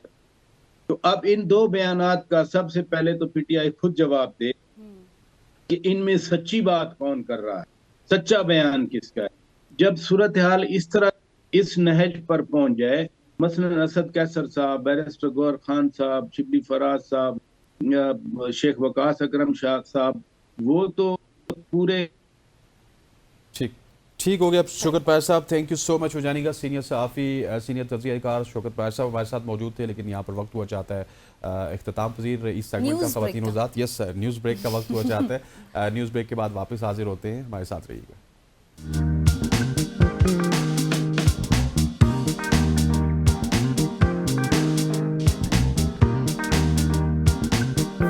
सर, पेंटागन ने ऐलान किया है कि अमेरिकी फौज शाम में अपनी मौजूदगी बरकरार रखेगी ताकि दाइश के दोबारा उभरने को रोका जा सके। तो ये सूरत हाल है वहाँ पर इस वक्त। बिल्कुल ऐसी है। इसी तमाम तर सूरत हाल पे बात करने के लिए हमारे साथ मौजूद हैं doctor Khurram Shahzad. Thank you so much for joining us doctor साहब। सबसे पहले तो मुझे ये बताइएगा कि बशार अल असद के इस बड़े लंबे इक़्तिदार के बाद अब वो इक़्तिदार छोड़ चुके हैं और कुछ खबरें आ रही हैं कि वो रशिया पहुंच चुके हैं। इस तरह की खबरें रशियन गवर्नमेंट की जानिब से ज़राए अभी दे रहे हैं, कोई तस्दीक नहीं हुई। क्या समझते हैं, कितनी बड़ी तब्दीली है और इसके क्या कुछ असरात मुरतब होंगे? इस तब्दीली के असरात खित्ते की स्टेबिलिटी पे बहुत दूररस होंगे, और वो क्या सूरत लेते हैं, मस्बत या मनफी, इट इज़ एनीबडीज गेस। क्योंकि अभी तक तो हालात ये बताते हैं कि शाम में जिन गिरोहों ने बशार अल असद को निकालने के बाद इक़्तिदार की बागडोर संभाली है, somehow वो they have been able to impose stability। मिसाल के तौर पर जब कल दमिश्क के सेंट्रल बैंक पर कुछ लोगों ने हमला किया लूट मार के लिए, तो हिज़्बुत तहरीर अल शाम के लोग वहां पर बर वक्त पहुंचे और वो लूट मार रोकी, जो कि हमें इराक में नजर आई थी अमरीकी अफवाज के इन्वेजन के बाद, कि किस तरह से लोग वहां पर लोगों ने सदारती महल में, मरकजी बैंक में लूट मार की, और जिसकी वजह से एक इंस्टेबिलिटी का एक ऐसा दौर चला जो कि कई साल तक फिर चलता रहा। लेकिन यहाँ पर कुछ पेचीदगियां हैं, और वो पेचीदगियां ये हैं कि इस वक्त शाम में 3 किस्म के गिरोह हैं जो इक़्तिदार के लिए यकीनन खींचातानी करेंगे, जिसकी वजह से शाम में जिस इस्तेहकाम की तवक्को की जा रही है वो शायद उस तरह से सामने ना आए। एक तरफ आपको हिज़्बुत तहरीर शाम नजर आती है, दूसरी तरफ सीरियन डेमोक्रेटिक फोर्सेस नजर आती हैं, और तीसरी तरफ दाइश नजर आती है। अगरचे दाइश के जो इलाके हैं जहां दाइश का कंट्रोल है वो बहुत महदूद है, और इस वक्त शाम का एक बहुत बड़ा इलाका हिज़्बुत तहरीर फिर शाम के कब्जे में है, और उसके बाद एसडीएफ के बाद है। लेकिन यहाँ पर जो चीज़ इस सारी उसको पेचीदा बना रही है वो इन दो ग्रोहों के दरमियान, एसडीएफ और हिज़्बुत तहरीर शाम के दरमियान जो नजरियाती इख्तलाफात हैं वो हैं। SDF generally it is composed of the Kurds, जो कि एक सेकुलर अप्रोच के हामिल हैं, जबकि हिज़्बुत तहरीर फिर शाम जो कि जोलानी जिसको लीड कर रहे हैं, वहाँ पर हमें थोड़ी सी कुछ रेडिकल टेंडेंसीज देखने को मिलती हैं, क्योंकि ये ग्रुप अलकायदा की गोद से निकला था 2011 में। ये एक फॉर्मल एफिलिएट था अलकायदा का, लेकिन चंद साल बाद इन्होंने अलकायदा के साथ अपने ताल्लुकात को ख़त्म किया। लेकिन उसके बावजूद दुनिया में जोलानी और इनके गिरोह को एक दहशतगर्द गिरोह के तौर पर ही देखा जाता है। अमेरिका में, यूरोप में, यूनाइटेड नेशंस में ये गिरोह एक दहशतगर्द गिरोह के तौर पर बैन है। तो एक तो इसका ये पहलू है जिसकी वजह से मुझे लगता है कि ये सेकुलर और इंतहा पसंदों के दरमियान इतनी जल्दी हमें कोई रप्रोचमा होता नजर नहीं आ रहा है। दूसरा ये है कि एसडीएफ का जो सोर्स ऑफ एक्सटर्नल सपोर्ट हैं वो बिल्कुल मुख्तलिफ हैं, और हयात तहरीर के जो सपोर्ट सिस्टम है वो बिल्कुल मुख्तलिफ है। तुर्की इस वक्त HTS को सपोर्ट कर रहा है, जबकि SDF को तुर्क हुकूमत ये समझती है कि ये PKK की एक्सटेंशन है। और PKK एक ऐसा दहशतगर्द गिरोह है जो कि उन कुर्दिश सेपरेटिस्ट पर मुश्तमिल है, जो गुज़श्ता कई दहाइयों से तुर्की के खिलाफ दहशतगर्दी में शामिल रहे हैं। इसलिए तुर्की किसी भी तरह से SDF को सपोर्ट नहीं करता है, जबकि मगरिब की तरफ से जो ज्यादा सपोर्ट है इस वक्त वो SDF को मिल रही है। यही वजह है कि जब अमेरिकी फोर्सेस शाम में गई तो उन्होंने शाम के जो ऑयल फील्ड्स हैं उनमें से अक्सर का कंट्रोल उन्होंने SDF को दिया हुआ है। अब देखना यह है कि ये जो एक जियो स्ट्रेटेजिक एक वहां पर खींचातानी चल रही है वो किस तरह से ये एक्सटर्नल पावर्स एक एग्रीमेंट पर एक रजामंद होती हैं जो शाम के एक मुस्तहकम मुस्तकबिल को इंश्योर कर सके। अच्छा डॉक्टर साहब, अब इन तमाम सर्कमस्टांसेस में जो हालात इस वक्त शाम में है, अमेरिका का बयान सामने आना, यानी कि अगर हम बात करें प्रेसिडेंट इलेक्ट की, जिस तरह उन्होंने कहा कि हमारा कोई ताल्लुक नहीं है, आपको लगता है कि इन फ्यूचर वो भी इंटरवीन कर सकता है और करना चाहिए? ट्रंप का ये कहना कि हमारा कोई ताल्लुक नहीं है शाम में होने वाली तब्दीली से, शायद ट्रंप बहैसियत इनफरादी तौर पर तो इस पॉलिसी को सपोर्ट ना करें, लेकिन ट्रंप ने अभी चूंकि इक़्तिदार नहीं संभाला है, ट्रंप के जो प्रेडिसेसर्स हैं जो बाइडेन, वो और उनकी इंतजामिया काफी सरगर्म अमल रही है शाम में।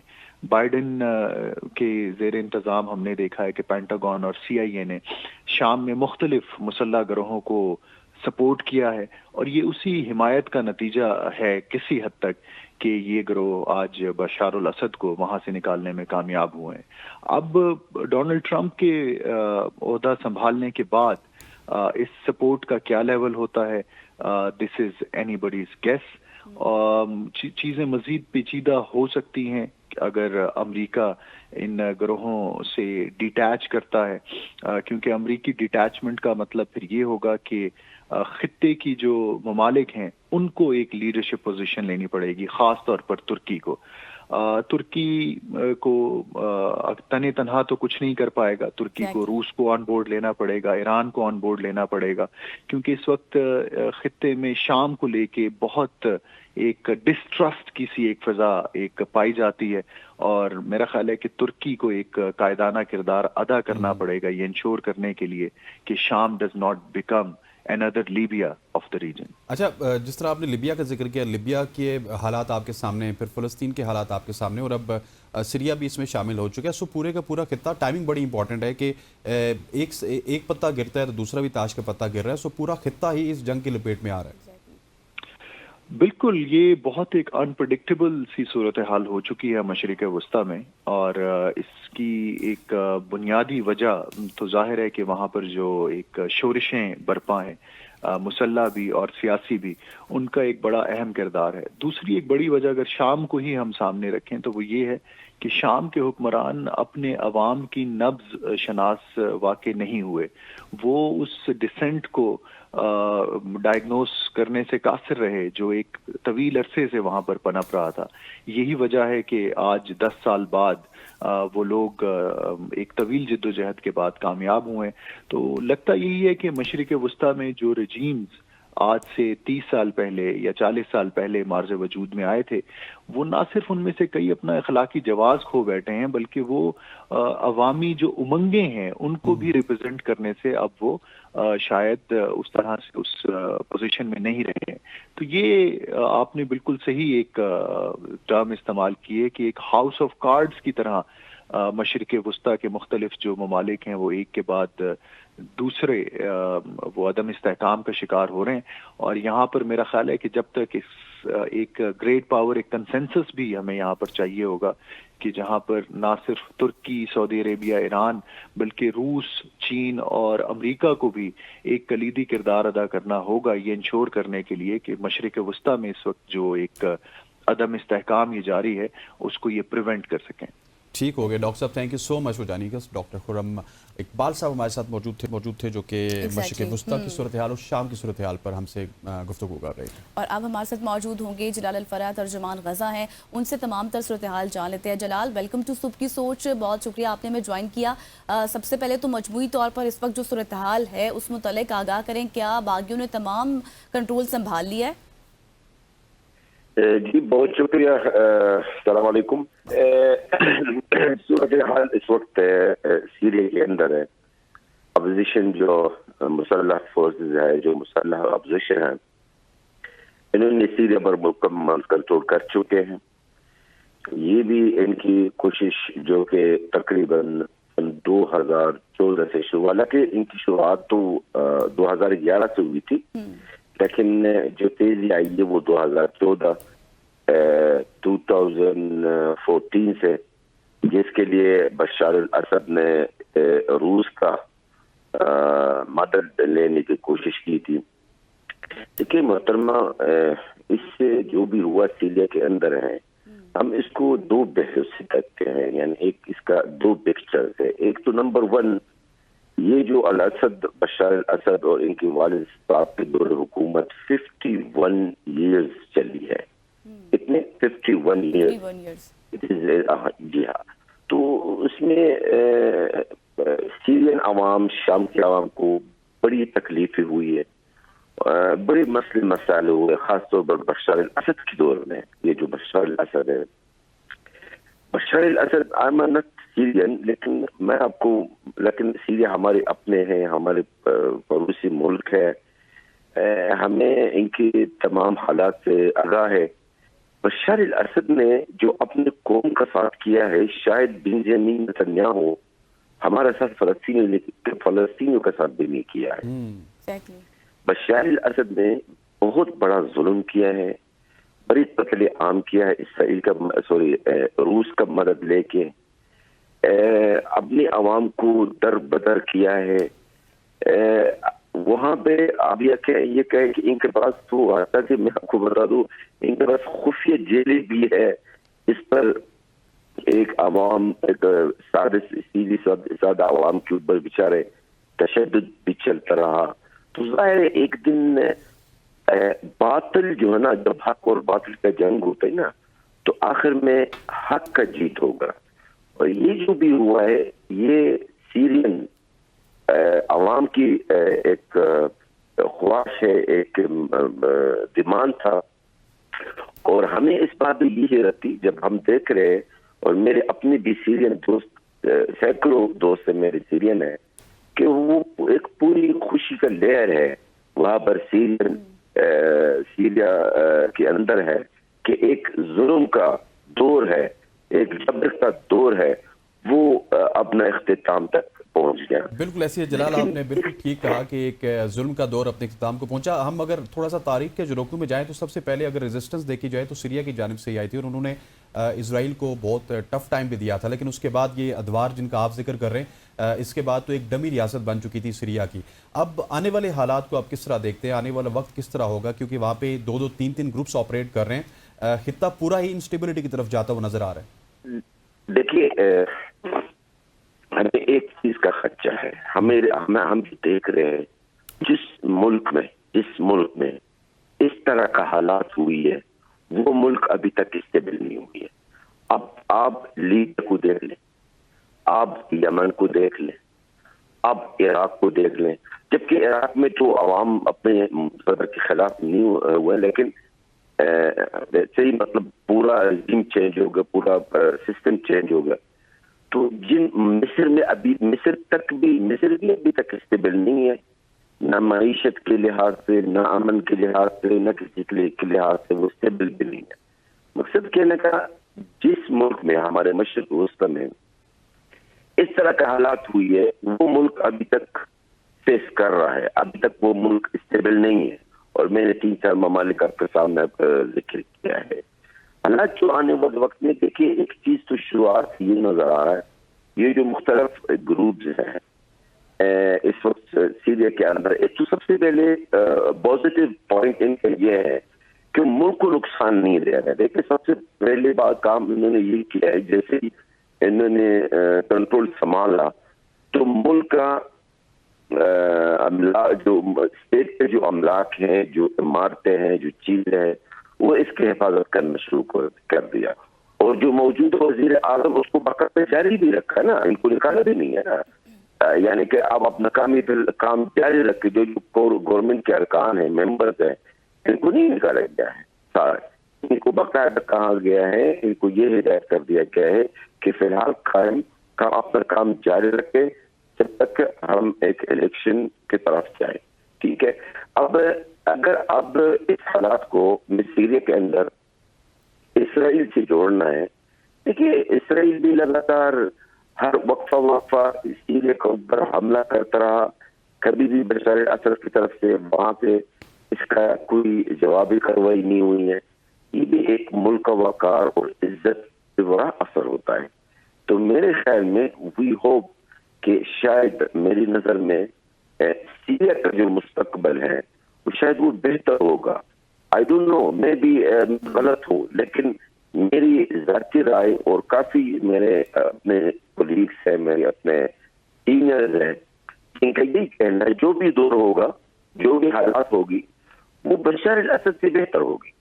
यानी बशर अल-असद के दौर से बेहतर होगी, क्योंकि बशर अल-असद के दौर में सीरियन अवाम हमसे जलील हो गए, बहुत दरबदर हुए हैं, इनको मार गया है। जिस तरह इस वक्त गज़ा में इससे भी ज्यादा किया गया इनका साथ है। इनको मुल्क से बदल किया गया है। अभी हर मुल्क में, जिस मुल्क में आप जाए वहां पर आपको रिफ्यूजी सीरियन मिल जाएंगे, जबकि मोहतरम सीरिया वो मुल्क है हमारी नजर में एक शानदार किस्म के मुल्क थी, जो इनकी माइशत के लिहाज से, रहने के लिहाज से, सिक्योरिटी के लिहाज से, हर लिहाज से वो हमारी मशरिक वस्ता के अंदर सबसे बेहतर मुल्क थी। यानी एक तो अच्छा सा मुल्क था हर लिहाज से।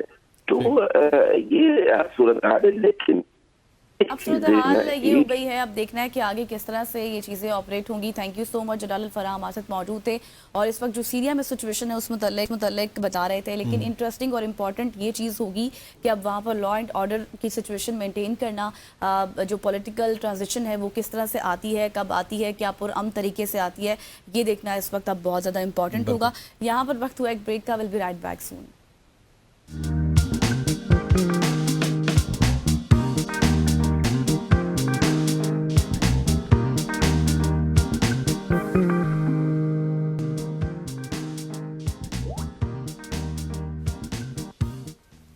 Welcome back after the break.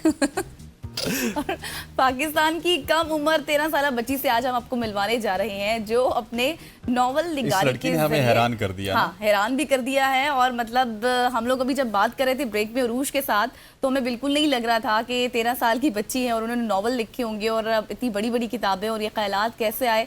उरूज खान ने बड़ी बड़ी फिल्मों और सीरीज को पीछे छोड़ दिया है, क्योंकि उरूज की गैर मामूली कामयाबी ने न सिर्फ पाकिस्तान बल्कि दुनिया भर में तवज्जो भी हासिल कर लिया है। और कई अफराद हैरान है कि इतनी कम उम्र उनकी है और इतनी कम उम्री में इतना कामयाब तजुर्बा, कैसे उन्होंने नॉवेल्स लिखे, कैसे उनको ख्याल आया, कैसे वो टाइम स्पेंड करती हैं। इस बच्ची की कामयाबी ने गोरों को भी हैरान कुन हद तक मुतासिर किया है। बिल्कुल ऐसी है। उरूज खान हमारे साथ मौजूद हैं और वो इस वक्त अपने स्कूल में मौजूद हैं। उरूज, सबसे पहले आपको खुशामदीद कहते हैं। Thank you so much for joining अस। 13 साल की उम्र में स्कूल जाने का दिल नहीं करता और आप नावल निगारी कर रही हैं, क्या ये खुला तजाद नहीं? उरूज, आपको आवाज आ रही है? मैं 9 साल की उम्र से हाँ जी बताइएगा। मैं 9 साल की उम्र से मैं 9 साल की उम्र से किताबें लिख रही हूँ और साथ साथ स्कूल और इन सब को मैनेज कर रही हूँ। तो इसी साल हमने मेरे नॉवल को पब्लिश किया है। तो एक थोड़ी लंबी जर्नी थी, लेकिन हमने इसका फ्रूटफुल आउटपुट हमें मिला है। जबरदस्त। और ये फ्रूटफुल आउटकम आपको अब मिलना स्टार्ट भी होगा। लेकिन ये बताइए कि ये नावल निगारी का शौक क्या कोई घर में इस तरह का माहौल था या फिर खुद ही नावल निगारी की तरफ गई? मुझे किताबें और टीवी शोज ऐसी चीज़ें बहुत पसंद थी, और मैं इंटरनेशनल कैंगरू लिंग्विस्टिक कॉन्टेस्ट में भी हिस्सा लेती थी, तो मेरी इंग्लिश इम्प्रूव हुई और मेरा ये दिल किया कि अगर मेरी क्रिएटिव राइटिंग स्ट्रांग है तो मैं भी नॉवेल्स लिखने की तरफ क्यों ना जाऊं। और मेरी जो मदर हैं उनको भी थोड़ा लिखने का शौक था, और बहुत से लोगों ने मुझे सपोर्ट किया, तो मैंने फिर शुरू किया लिखना। अच्छा उरूश, पहला नॉवल आपने कौन सा लिखा और कैसे ख्याल आया कि मुझे उसका ज़ाहिर है लोगो, उसका नाम, सब चीज़ें डिसाइड करना और फिर कहानी बनाना, कैसे आपने ये सब कुछ किया? थोड़ा सा अपना बताएं एक्सपीरियंस। मेरा जो पहला नॉवल था वो मैंने पब्लिश नहीं किया, लेकिन वो मैंने 9 साल की उम्र में लिखा और उसके 13,000 अल्फाज थे। फिर उसके बाद मैंने दैट फेरेबिस्टिजियन, जो कि यहाँ नजर आ रहा है, इसको मैंने लिखा, और इसका जो कवर था और जो इसका जो फॉर्मेटिंग और एडिटिंग थी वो सारी मैंने खुद की। साथ बीटा रीडर्स थे, उनसे इसको एडिटिंग में फीडबैक लिया। तो इसका जो टाइटल है और इसके जो कवर वगैरह ये सब मैंने खुद किया, और कवर पे हमारा जो मेन एंटागनिस्ट है, विलन, उसको मैंने रखने की कोशिश की ताकि हमें थोड़ा बुक का सस्पेंस और थ्रिल नजर आए। क्या बात है, सस्पेंस अच्छा भी रूश, नजर आए, थ्रिल भी नजर आए। एग्जैक्टली। और फिर प्रूफ रीडिंग के लिए भी आपके पास कोई सपोर्टर्स मौजूद थे, क्योंकि आपने तो लिख लिया नॉवल, फिर उसके बाद फिर आपकी प्रूफ रीडिंग भी की गई सारी? यस, जो मेरी प्रूफ रीडिंग थी या तो जो बीटा रीडिंग थी वो मेरे कुछ बीटा रीडर्स थे, कुछ फेलो राइटिंग फ्रेंड्स थे जिन्होंने इसको पढ़ा और फिर मुझे फीडबैक दिया अलग अलग एरियाज में। सही। अच्छा, आप जेके रोलिंग जिन्होंने हैरी पॉटर लिखी थी उनसे भी इंस्पायर हैं? मैंने हैरी पॉटर की जो फ्रेंचाइज थी वो मैंने थोड़ी सी पढ़ी थी, लेकिन जो मेरी मेजर इंस्पायरेशन थी वो जोनाथन स्ट्राउड की लॉकवुड एंड को बुक सीरीज थी। वो मेन इंस्पायरेशन थी इस बुक के बिहाइंड भी। और हैरी पॉटर सीरीज भी मैंने शुरू में पढ़ी थी, लेकिन इतना ज्यादा इंटरेस्ट उसमें नहीं पैदा हुआ। ठीक। अच्छा उरूश, अभी आपने कितने नॉवल अब तक लिख चुकी हैं आप, और मजीद कितने लिखने का इरादा रख रही हैं? मैंने अभी तक 3 नॉवल कंप्लीट लिख चुके हैं, उनमें से एक पब्लिश है। मेरी इस डेब्यू नॉवल का नाम है। तो इसका जो ये 2 बुक सीरीज की फर्स्ट बुक है, तो जो सेकंड बुक है उसके ऊपर अभी प्लान है पब्लिश करने का। और मेरी एक पोइट्री बुक है जो कि इसी महीने पब्लिश हो रही है, तो उसका नाम पैंडेमोनियम है। और भी बहुत से प्रोजेक्ट्स हैं जिनके ऊपर अभी मैं काम कर रही हूँ। सही। उरूश, अच्छा ये इंग्लिश नावल निगार की बात की जाए तो वो तो अभी भी पूरी दुनिया में जारी है, बहुत बड़े बड़े नावल निगार मौजूद हैं, लेकिन क्योंकि हम पाकिस्तान में बैठे हैं, हम इस्लामाबाद में, आप फैसलाबाद में, तो पाकिस्तान में नावल निगारी का कल्चर बहुत ज़्यादा मदम होता जा रहा है, कम होता जा रहा है। अगर उर्दू ज़ुबान की बात की जाए तो उस हवाले से भी कोई प्लान्स हैं कि अल्टीमेटली आपने इंग्लिश में ही काम करना है या उर्दू नावल निगारी की तरफ भी अपने आप को शिफ्ट करना है? मैंने इंग्लिश चूज की थी क्योंकि मैं कॉम्पिटिशन्स और इन चीज़ों में मेरी क्रिएटिव राइटिंग भी बहुत अच्छी थी। लेकिन अगर इसके अलावा उर्दू की बात करें तो हमारा ये आगे प्लान है कि हम जो मेरा नॉवल है द फेरेबिस्टिजियन, इसकी उर्दू ट्रांसलेशन भी करें ताकि और ज़्यादा लोग इसको एंजॉय कर सकें। ठीक हो गया Uroosh, thank you so much for joining us. आप इसी तरह से कामयाबियां समेटती रहें और दुनिया को हैरान करती रहें। खवातीन औज़ात, ये थी उरूश जो कि 13 साल की उम्र में और बच्चों को कितनी इनसे इंस्पायरिंग मिल रही है कि बच्चे भी आगे आ रहे हैं, बच्चियां भी आगे हैं। 9 साल की उम्र में हम स्कूल जाते हुए किताब नहीं पढ़ते थे, वो नावल लिख चुकी हैं, पोएट्री लिख चुकी हैं, अब 13 साल की हो चुकी हैं। खैर यहाँ पर वक्त हुआ चाहता है एक शॉर्ट सी कमर्शियल ब्रेक का। ब्रेक के बाद वापस आएंगे तो आपके गज़ल के सबके फेवरेट सेगमेंट एस्ट्रोलॉजी के हवाले से बात करेंगे। स्टे विद अस।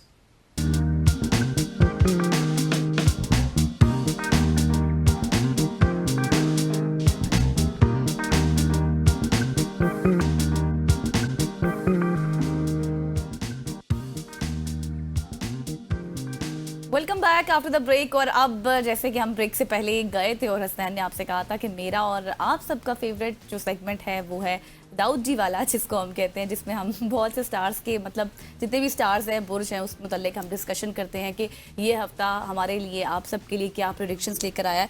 तो हमारा सेगमेंट अब शुरू हो गया। बिल्कुल ऐसी है। दाऊद जी हमारे साथ मौजूद है। स्ट्रेट अवे आपको खुशामदीद कहते हैं, गुड मॉर्निंग कहेंगे और एरीज से स्टार्ट करते हैं। और आज हम कोशिश करेंगे कि जितने भी 12 स्टार्स हैं उनको रैपिडली करें ताकि बहुत सारी कॉल्स आती हैं, कॉल्स फिर हम आखिर में हम नहीं ले सकते। दाऊद जी, स्टार्ट विद एरीज।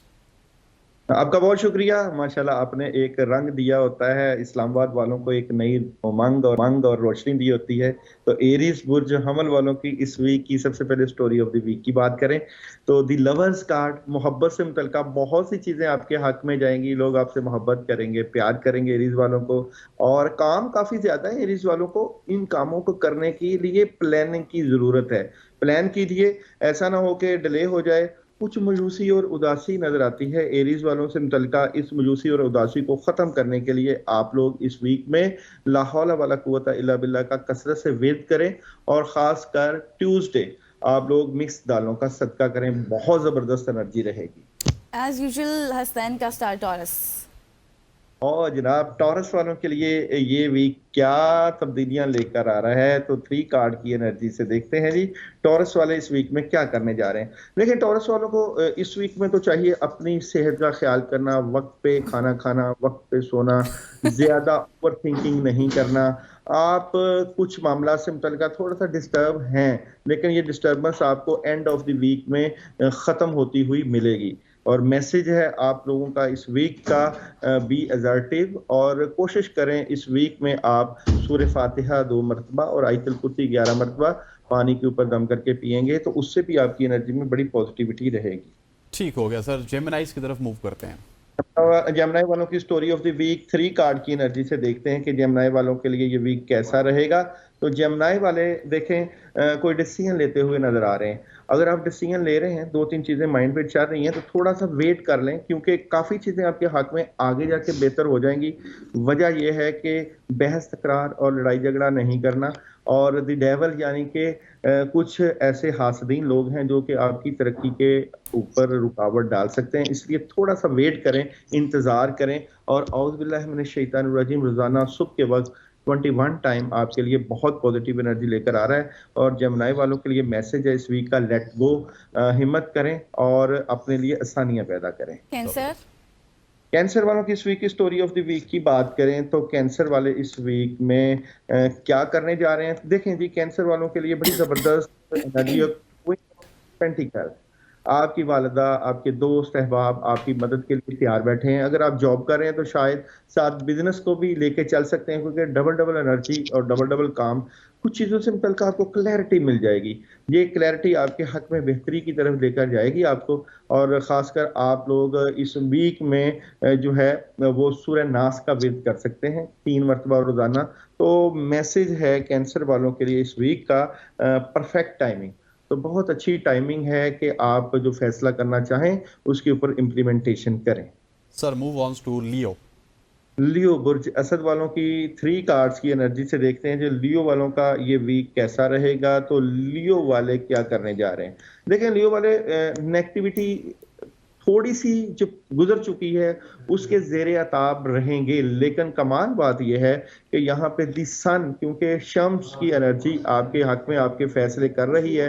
तो लियो वाले अगर नया आगाज कुछ करना चाहते हैं तो कर लें, लेकिन ये करें वेडनेसडे से ऑनवर्ड। और बड़े स्ट्रेट फॉरवर्ड फैसले हैं, कामों में बड़ी जबरदस्त मदद है, कामयाबी है और लॉजिकली फैसले हैं। लियो वालों के लिए मैसेज है इस वीक का, गेट मोर इंफॉर्मेशन, यानी कि कुछ फैसले जो आप करना चाहते हैं उसके बारे में आपको मजीद इंफॉर्मेशन हासिल करनी चाहिए। और सूरह इखलास आपके लिए बड़ी जबरदस्त रहेगी इस वीक में। विर्गो के हवाले से क्या प्रेडिक्शंस हैं? विर्गो वालों की हम यहाँ पे बात करें कि क्या आपकी स्टोरी है, तो विर्गो वालों को कुछ मामला से मुतल्लिका मदद तो आएगी, बिल्कुल आएगी। क्वीन ऑफ कप्स मौजूद है, व्हाइट कलर का इस्तेमाल करें। और खासकर फ्राइडे आप व्हाइट कलर बर्फी या रसगुल्ले जो होते हैं मीठे में, वो आप घर में खिलाएं या उसका सदका करें, बहुत पॉजिटिव एनर्जी होगी, बड़े काम होंगे।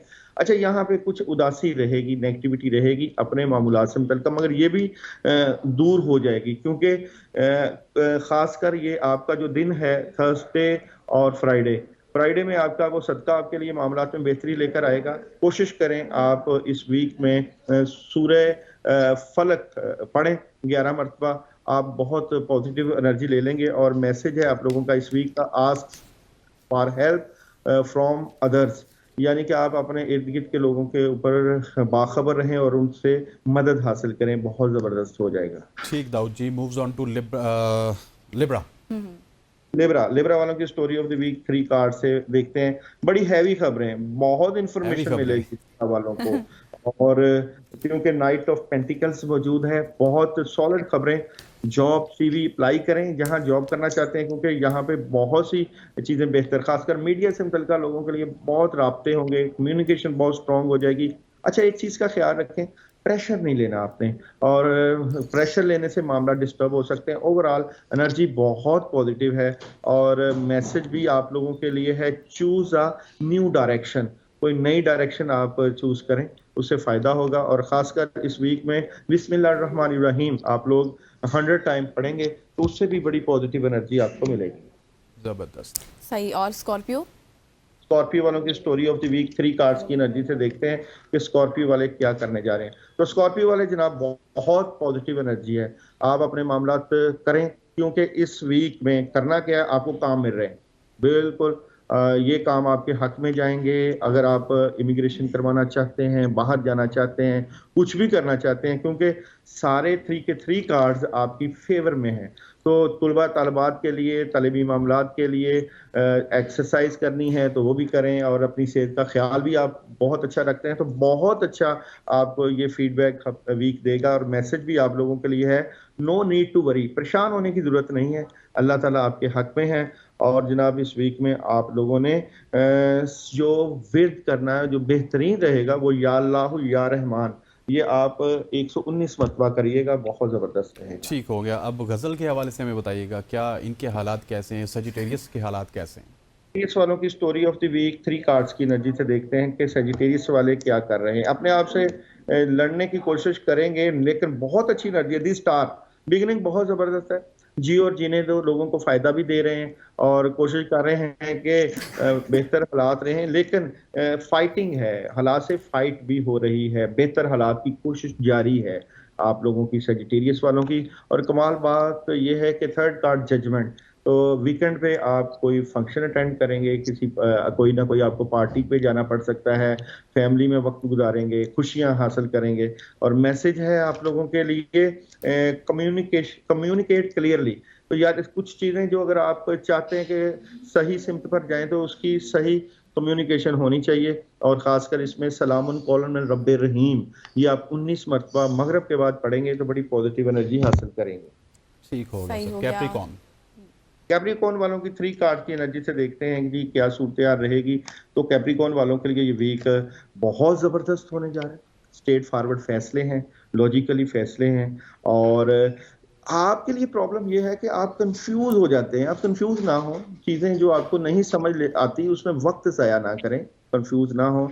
और ख़ासकर ये है कि आपके बेहतर फैसले, सॉलिड फैसले आपकी कामयाबी की ज़मानत। इन्वेस्टमेंट करें, इस वीक में प्रॉपर्टी ले सकते हैं, गाड़ी ले सकते हैं, और नए रस्तों की जो है तरफ आप जा भी सकते हैं। मैसेज है आप लोगों का इस वीक का, फॉरगिवनेस, जिन लोगों ने आपके साथ ज़्यादतियाँ की हैं, जुल्म किए हैं, उनको माफ़ करें, अल्लाह ताला आपके हक में फैसले करेंगे। और पढ़ने के लिए आप लोगों के लिए इस वीक में ला हौला वला कुव्वता इल्ला बिल्लाह है। सही। आगे बढ़ते हैं और एक्वेरियस के हवाले से आपके पास क्या प्रेडिक्शन है इस हफ्ते की? वाले तो इस वीक में कोई बड़ी चेंजिंग चाह रहे हैं, कोई बड़ी तब्दीली चाह रहे हैं।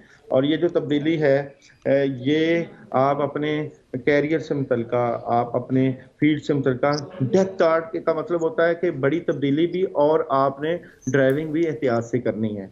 और प्लस ये कि नाइट ऑफ वॉन्ड्स, आपकी छठी हिस्स बहुत तेज नजर आती है, आप मेडिटेशन कर रहे हैं और प्लानिंग कर रहे हैं फ्यूचर की। ओवरऑल आपके लिए बहुत ज़बरदस्त तब्दीली है। आपके लिए खासकर सैटरडे और संडे का दिन बहुत पॉजिटिव रहेगा। और एक्वेरियस का मैसेज है कि अगर आप चाहते हैं कि इस वक्त कोई बड़ी तब्दीली की तरफ जाएं तो थोड़ा सा इंतजार करें, क्योंकि आगे आपके जो स्टार में सैटर्न की पोजीशन मजीद मजबूत होगी, तो आप बेहतर परफॉर्मेंस दे सकते हैं। इस परफॉर्मेंस को मजीद बेहतर करने के लिए आयतल कुर्सी रोजाना आप 2 मरतबा जरूर पढ़ें, बहुत ज़बरदस्त आप अपनी एनर्जी को फील करेंगे। ठीक हो गया। इससे पहले कि हम अवैध साहब के स्टार की तरफ जाएं, मैं आप यहाँ पे नंबर बताना चाहता हूँ जहाँ पे आप कॉल कर सकते हैं, क्योंकि इसके बाद पाइसिस है, पाइसिस के बाद हम आपकी कॉल लेंगे। 051890108, 0512624 इन दोनों नंबर्स पे आप हमें कॉल कर सकते हैं और दाऊद जी से अपने सवालात पूछ सकते हैं, अपने अगले हफ्ते के बारे में, महीने के बारे में भी पूछ सकते हैं। दाऊद जी, पाइसिस स्पाइसेस बुर्ज हौद की बात करूं, बिलाशुबा आपके ऊपर जिम्मेदारियों का बोझ है, अपने अखराजात को कंट्रोल करें, पैसों का ज़िया ना करें, क्योंकि इस वक्त आपके लिए इन्वेस्टमेंट और पैसे इकट्ठे करना बहुत ज़रूरी है। कुछ बातें माइंड में चल रही हैं, दिल दिमाग में चल रही हैं, उसको क्लियर करने के लिए थोड़ा सा इंतज़ार करिए। दी मून की एनर्जी आपके लिए बाज़ का बड़ी पॉजिटिविटी आ जाती है, बाज़ का आप अकेलेपन का और मायूसी का शिकार हो जाते हैं, खासकर कुछ फैमिली से मुतल्लिका इश्यूज पेश हो सकते हैं इस वीक में। इसको हल करने के लिए आप लोग औज़ुबिल्लाहि मिनश शैतानिर रजीम खुला पढ़ें इस वीक में, और आपके लिए मैसेज है इस वीक का वेट का, बिल्कुल थोड़ा सा वेट करें, वेट करेंगे तो आगे जाके हालात आपके हक में बड़े ज़बरदस्त हो जाएंगे। सही। हमारी रेगुलर कॉलर हमारे साथ मौजूद है अस्मा कराची से। अस्मा, वेलकम। अब बताइए कि आपका क्या सवाल है। वालेकुम सलाम जी। 14/6/1985 जी, ये इनको जॉब की एक नई ऑर्गेनाइजेशन से ऑफर आई है, वो पूछना चाह रहे हैं कि वो कैसी रहेगी जॉब इनके लिए और ये कब ज्वाइन करें, और एक रिश्ता देखा है इनके लिए, वो जरा थोड़ा सा एज डिफरेंस है इनमें और लड़की में, तो वो कैसा रहेगा रिश्ता अगर वहां पे किया जाए। जी दाऊद जी, नाम नहीं बताया इन्होंने। अस्मा, चले 14 डेट ऑफ बर्थ में इनके लिए जॉब जो आई है वो कैसी रहेगी। तो जॉब जो आई है उस जॉब के लिए थोड़ा सा जहां लगे हुए हैं वो बेहतर है, जो जॉब आई है उसमें अभी डिले है, उसकी जॉब के मामलात में वक्त लगेगा, अभी वेट करें, थोड़े से वेट के बाद चीज़ें क्लैरिटी की तरफ जाएंगी। और रिश्ते के बारे में क्या एनर्जी इनकी नज़र आती है, तो रिश्ता तो बहुत अच्छा है, बिल्कुल अच्छा है, और पैसे वाला रिश्ता है, हालात में बेहतरी भी रहेगी आगे जाके, रिश्ता अच्छा है ओवरऑल। लेकिन कुछ लोग दरमियान में आएंगे जो इस रिश्ते में प्रॉब्लम पैदा करेंगे, उसको आपने फेस करना है कि कैसे फेस करना। ओवरऑल रिश्ता अच्छा है। ठीक हो गया दाऊद जी। दाऊद जी को आप कॉल करके पूछ सकते हैं जी, आपके जितने भी सवाल हों दाऊद जी यहाँ पे जवाब देने के लिए हाजिर हैं, और माइल बकरम है, कोई साइल ही नहीं, ऐसी ही बात है दाऊद जी। जी जी बिल्कुल। मुस्कान आ चुके हैं जी लाहौर से। मुस्कान अपनी डेट ऑफ बर्थ के साथ सवाल पूछिएगा। जी, मेरी 28 जुलाई 2005 डेट ऑफ बर्थ है। ठीक।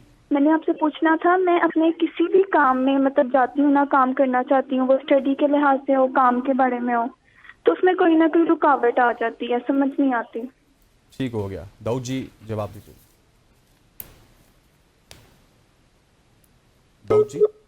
दाऊद जी के साथ हमारा राब्ता इस वक्त डिस्कनेक्ट हो चुका है। जब मुस्कान का सवाल आया तो दाऊद जी के साथ राब्ता नहीं हो रहा जी।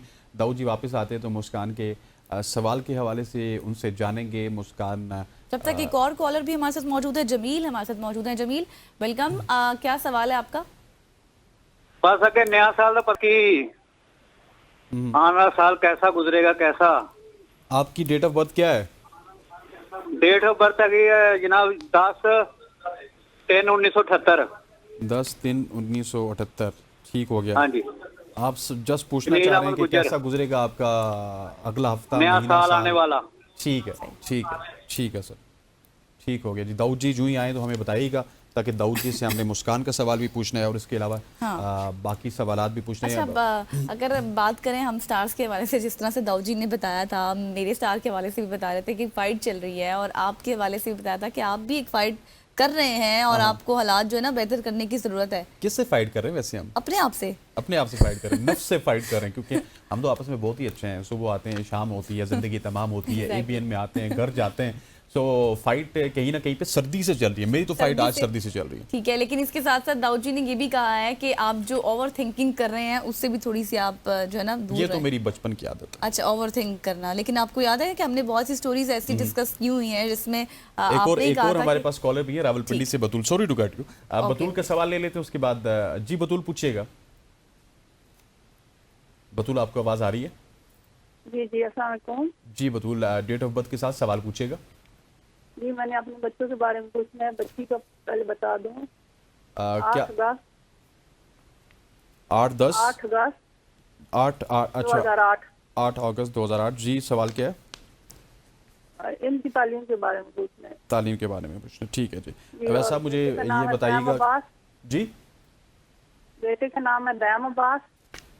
दयान अब्बास? दैम अच्छा, जैन अब्बास। ठीक, दैम अब्बास। ठीक है, जैन अब्बास हो गया।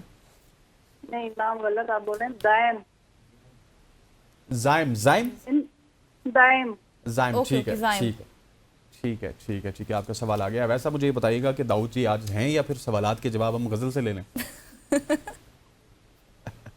वो कह रहे जी कोशिश कर रहे हैं हम दाऊद जी को कनेक्ट करें। अच्छा ख़वातीन हज़रात, ऑफेयर क्योंकि हमारी 2-3 मिनट सबसे ही बात होती है। Exactly. कुछ गेस्ट होते हैं जो 2-3 मिनट पहले आ जाते हैं। तो दाऊद जी ने कहा कि आप सवाल नहीं लेते अवाम के सवाल। हमने कहा यार टाइम और नहीं आज होता, जब आप हमने इतना सवाल ज़्यादा लिए तो दाऊद जी चले गए हैं, और जैसे कि हसनैन ने कहा कि मेरे सवाल जैसे मुझे एस्ट्रोलॉजर बना दिया।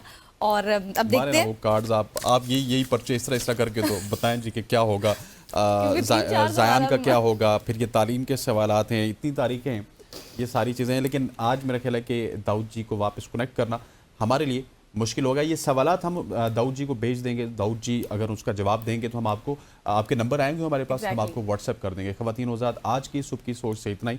मुझे गज़ल समेत हमारी पूरी प्रोडक्शन टीम को इजाज़त दीजिए। अल्लाह हाफ़िज़। अल्लाह हाफ़िज़।